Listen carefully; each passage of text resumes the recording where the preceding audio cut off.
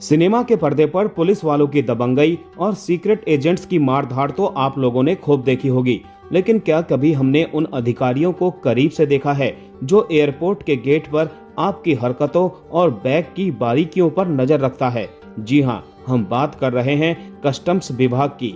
OTT के king और suspense के उस्ताद नीरज पांडे नेटफ्लिक्स पर अपनी नई सीरीज तस्करी द स्मगलर्स वेब लेकर आए हैं। वैसे तो यूनिफॉर्म वाली फिल्में और सीरीज में वर्दी की ठसक तो सब दिखाते हैं, पर असली मजा तब आता है जब खेल दिमाग का हो। तस्करी में इमरान हाशमी इस बार हाथ में गन नहीं बल्कि स्मगलरों की कुंडली लेकर खड़े हैं। क्या ये सीरीज स्पेशल ऑप्स वाला रोमांच दोहरा पाती है या फिर एयरपोर्ट की लंबी कतार की तरह उबाऊ हो जाती है? ये जानने के लिए दोस्तों आपको हमारा यह रिव्यू आखिर तक सुनना होगा। कहानी के केंद्र में है अर्जुन मीणा यानी इमरान हाशमी। अर्जुन कस्टम विभाग का एक ऐसा ऑफिसर है जिसकी ईमानदारी ही उसकी सबसे बड़ी दुश्मन बन जाती है। सीरीज की शुरुआत में अर्जुन सस्पेंड चल रहा है। क्यों? ये राज नीरज पांडे ने बड़े जतन से दबाकर रखा है, लेकिन मुंबई इंटरनेशनल एयरपोर्ट पर बढ़ती तस्करी को रोकने के लिए उसे वापस बुलाया जाता है। अर्जुन को जिम्मा मिलता है एक ऐसी क्रैक टीम बनाने का जो ना बिके ना झुके। उसके रडार पर है बड़ा चौधरी उर्फ रंजीत यानी शरद केलकर, जो इटली के मिलान में बैठकर तस्करी का सिंडिकेट चला रहा है।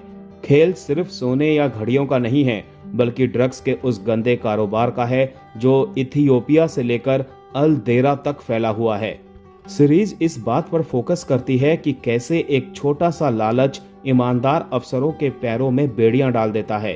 कहानी में एयर होस्टेस प्रिया खूबचंदानी यानी जोया अफरोज का एंगल भी है, जिसे अर्जुन अपनी सूझबूझ से कस्टम के ऑपरेशन का हिस्सा बना लेता है।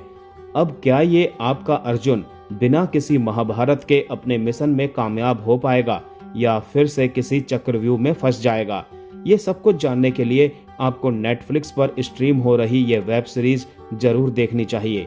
तस्करी कोई फास्ट पेसिंग मसाला बॉलीवुड थ्रिलर नहीं है, बल्कि नेटफ्लिक्स की ज्यादातर सीरीज की तरह ये एक स्लो बर्न ड्रामा है। अगर आप सोच रहे हैं कि हर दूसरे सीन में गोलियां चलेंगी या गाड़ियां उड़ेंगी, तो आप गलत पते पर आए हैं। यह सीरीज कस्टम विभाग की बारीकियों को, जैसे उनकी पूछताछ, इंटेलिजेंस जुटाना और कागजी कार्रवाई को बड़ी ही संजीदगी से दिखाती है। कहीं कहीं ये बहुत रोमांचक हो जाती है तो कहीं कहीं इसकी रफ्तार कछुए की चाल जैसी लगने लगती है।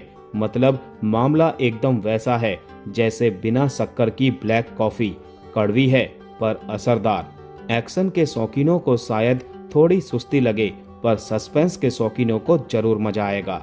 अर्जुन मीणा के रूप में इमरान हाशमी ने कमाल का काम किया है। उन्होंने ये साबित कर दिया है कि एक्टिंग के लिए चीखना चिल्लाना जरूरी नहीं है। वो एक ऐसे ऑफिसर बने हैं जो दिमाग से लड़ता है, सोले डोले दिखाकर नहीं। बड़ा चौधरी के रूप में शरद की आवाज ही उनका सबसे बड़ा हथियार है। हालांकि स्क्रिप्ट उन्हें उतना खौफनाक बनने का मौका नहीं देती जितना एक विलन को होना चाहिए, लेकिन उनकी स्क्रीन प्रेजेंस दमदार है। सपोर्टिंग कास्ट की बात करें तो अर्जुन की टीम में मिताली कामत के रूप में अमृता खानविलकर ने बढ़िया काम किया है। जोया अफरोज की बेबसी और हिम्मत भी पर्दे पर अच्छी लगती है। अनुराग सिन्हा ने उस असिस्टेंट कमिश्नर का किरदार बखूबी निभाया है जो सिस्टम के भीतर की गंदगी साफ करना चाहता है। इस सीरीज का यूएसपी है इसका रियलिस्टिक अप्रोच। एयरपोर्ट के भीतर कस्टम्स कैसे काम करता है, सामान कैसे पकड़ा जाता है, यह सब कुछ बहुत ही डिटेल में दिखाया गया है। इमरान हाशमी की मैच्योर परफॉर्मेंस सीरीज की जान है। पूरी सीरीज में एक्शन कम है, लेकिन जब एक्शन होता है तब स्क्रीन पर नजर आने वाला वायलेंस दहला देने वाला है।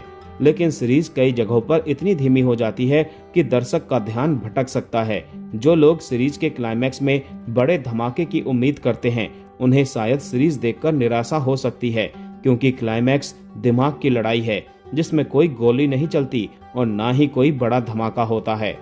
नीरज पांडे ने इस बार अपनी जादुई कलम से एक ऐसी कहानी लिखी है जो एक दिलचस्प चेस जैसी है, जहां जीत बंदूक की गोली से नहीं बल्कि सही वक्त पर चली गई सही चाल से तय होती है।